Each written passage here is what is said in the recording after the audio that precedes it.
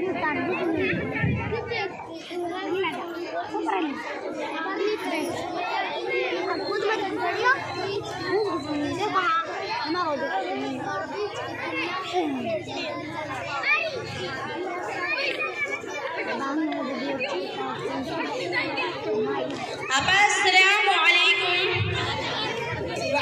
अस्सलाम व रहमतुल्लाहि व बरकातुहू।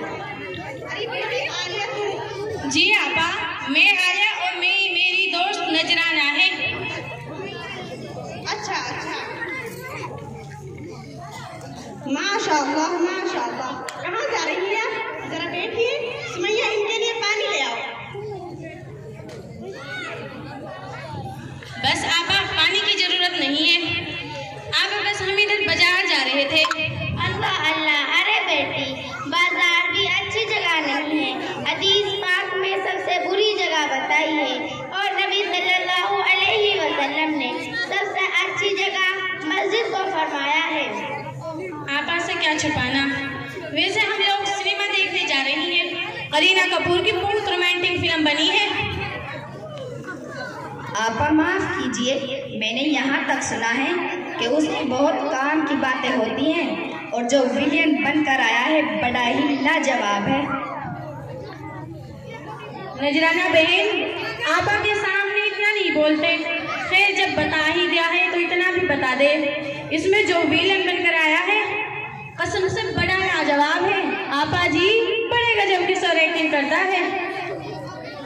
ये तुम लोगों की बातें उस अफसोस के काबिल हैं। मुसलमान होकर इस तरह की बात। अरे आपा, हमने कौन सा जुर्म कर दिया?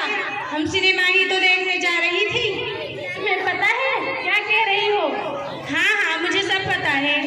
अरे यार, ये लोग भी अजीब इंसान होते हैं, एक पल चैन नहीं लेने देते।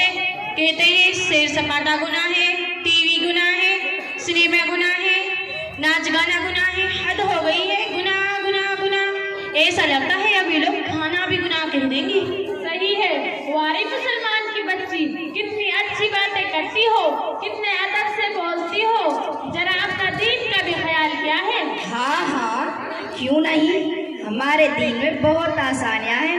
मैं 5 में फेल जरूर हुई हूँ, मगर मुझे अपने मास्टर जी की बात अब भी याद है।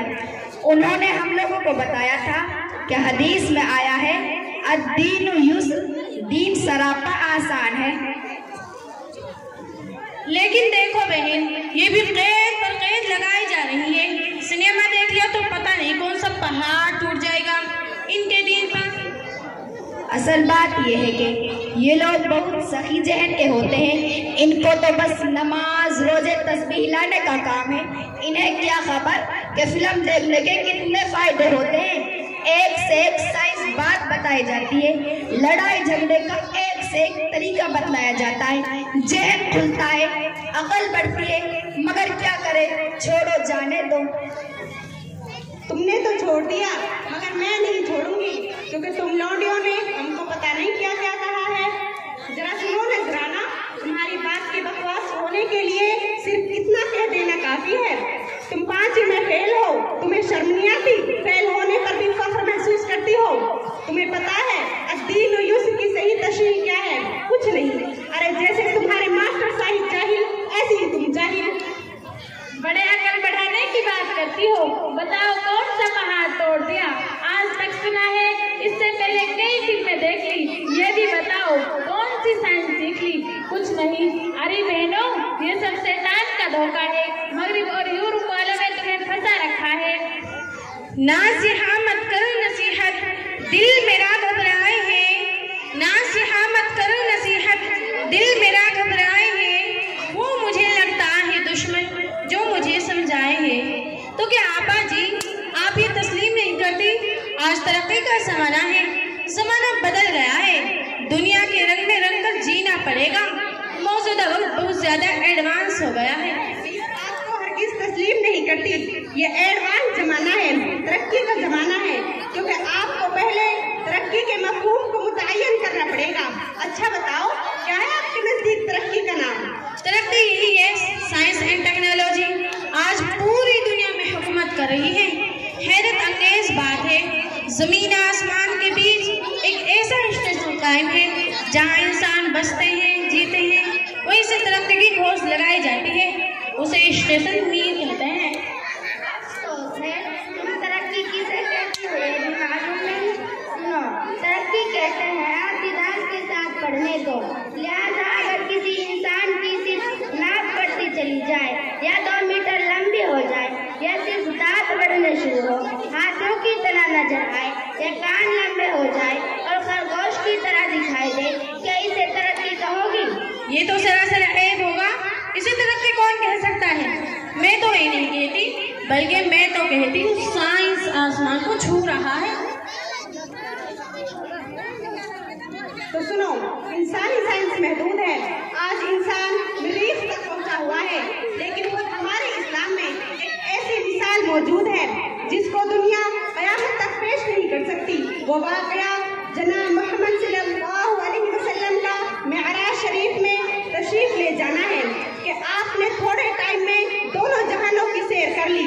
जमीन से बढ़कर फिजा में पहुँचे, फिजा से बढ़कर हवा में पहुँचे, हवा से बढ़कर खला में पहुँचे, खला से बढ़कर मिला में पहुँचे, मिला से बढ़कर समा में पहुँचे, समा से बढ़कर मुंतहा में पहुँचे, जहाँ से जिब्रील ने भी साथ छोड़ दिया, जिसका जिक्र सुब्हानल्लज़ी असरा में पूरी तफसीर के साथ मौजूद है। तुम टेलीफोन देखते हो, उन सबका एक रेंज होता है। एक आला हमारा देखो, हम यहाँ दुरूद शरीफ करते हैं, बिला रोक टोक के हमारे नबी सल्लल्लाहु अलैहि वसल्लम तक पहुँच जाता है। तुम टैप की बात करोगी तो सुनो, हमारे नबी के जमाने में खुद कंकरियों ने भी कलीमा पढ़ा है। अच्छा, हम तो फिल्म देखने जा रही हैं, कोई बुरी चीज थोड़ी है, कौन सा गुनाह करेंगी, बैठी बैठी तो रहेंगी, अब इसमें बुरा भी क्या है? इससे दीन और दुनिया दोनों की खराबी है, इसका देखना हराम है, इससे बेहयाई बढ़ती है। ये बात कुरान से भी साबित है और हदीस में आया है। और कुरान में आया है, वमिनन नासि मन यश्तरी लहवल हदीस लियुदिल्ला अन सबीलिल्लाह। जो लहवा हदीस खरीदते हैं ताकि लोगों को अल्लाह के रास्ते से गुमराह कर दे।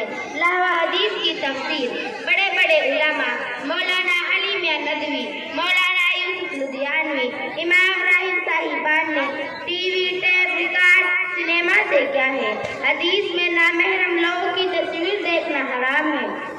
अच्छा आपा, आपकी बात तो बड़ी अहम है, मगर मेरा जी कर रहा है, क्या चली जाऊं? हरगिज नहीं, खुदा के लिए ना जाओ। आपा बस आज ही जाने दो, फिर हम कभी नहीं जाएंगे। अच्छा आपा, चली जाऊं?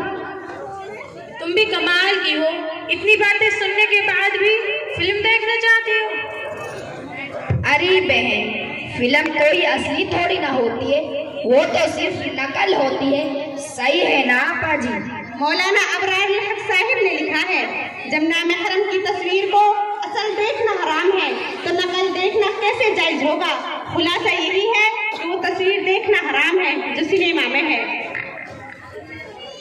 अरे हाँ, सुना है परसों होने वाली नुमाइश में तुम्हारी बहन मॉडल बनेगी, सब लोग उसको देखेंगे, बल्कि टीवी पर भी आएगी। क्या यह खबर सही है? हरगिज नहीं, अगर ऐसा होता तो मैं उसको जिबह कर देती, मैं इतनी गिरी हुई भी नहीं हूँ आपा जी। शाबाश बेटी, सोचो तुम अपनी बहन के बारे में ये पसंद नहीं करती तो नुमाइश में आए और लोग उसको देखे, तो फिर तुम दूसरों की बहनों को देखने के लिए क्यों बेताब हो? आपा, आपने हमारी आंखें खोल दी, अब जहालत की पट्टी उतर गई, मुझे समझ आ गई कि इज्जत सबकी बराबर होती है, बेटियां सबकी बराबर होती है, बहनें सबकी बराबर होती है। आपा माफ कीजिए और आप ही बताइए अब हम क्या करें? हज़रत खान ने रहमतुल्लाह अलैह ने इलाज लिखा है, किसी भी मासियत की मुसीबत का इलाज उससे बाज आना है और गुज़िश्ता की तौबा इस्तग़फ़ार से माफ़ी करानी है। तो अल्लाह से तौबा करो, हो सके तो चिल्ला लगाओ। आपा मेरा भी एक चिल्ला लिख लो। आपा, आज के बाद हम कभी फिल्म देखने नहीं जाएंगे।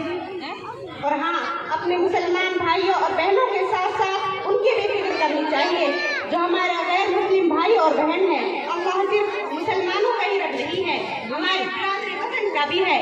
मोहम्मद सल्लल्लाहु अलैहि वसल्लम सिर्फ मुसलमानों के ही नबी नहीं है, कुरान करीम सिर्फ मुसलमानों की किताब नहीं है, इसको पूरी दुनिया के इंसानों के लिए नाजिल किया गया है, चाहे वो मुस्लिम हो या गैर मुस्लिम, सिख हो या ईसाई, यहूदी हो या नसरानी, सभी के लिए नाजिल किया गया है। लेकिन हमारे गैर मुस्लिम भाइयों और बहनों को तो अभी तक ये भी पता नहीं है कि हमारा रब ही अल्लाह है, मोहम्मद सल्लल्लाहु अलैहि वसल्लम हमारे भी नबी हैं, कुरान करीम हमारी भी किताब है, इसको बतलाने की जिम्मेदारी किसकी है? यकीनन अब कोई दूसरा नबी नहीं आने वाला या कोई दूसरी किताब नाज़िल नहीं होने वाली। मेरी बहनों, ये अगर बगैर कलीमा के इस दुनिया से चली गई तो सीधा जहन्नम में जाएंगी, इसलिए हमें इस तरफ ही तवज्जो देनी चाहिए। अल्लाह ताला मुसलमानों को इस्लाम पर मुकम्मल अमल की तौफीक अता फरमाए, आमीन। और हमारे बिरादर वतन को भी इस्लाम की हिदायत से माले माल फरमाए, आमीन। अच्छा, अब हम चलते हैं, इंशाअल्लाह फिर कभी मिलेंगे, दुआओं में याद रखें। अस्सलामु अलैकुम व रहमतुल्लाहि व बरकातुहू।